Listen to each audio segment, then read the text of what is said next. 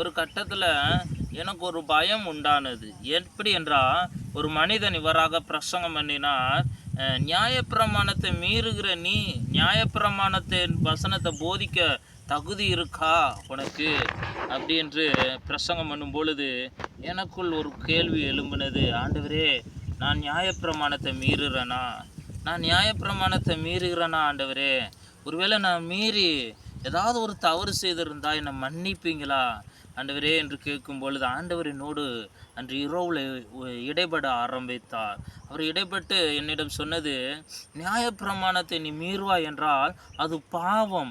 அப்படி இருக்கும் பொழுது பாவம் செய்கிறவர்களை நான் வெறுக்கிறேன். அப்போ எப்படி நான் உன்னோடு பேசுவேன்? அதை எப்படி நான் உன்னை கொண்டு இந்த ஜனங்களை திருத்தி கொண்டு இருக்கிறேனே, அதை நீ அறியாமல் இருக்கிறாயா?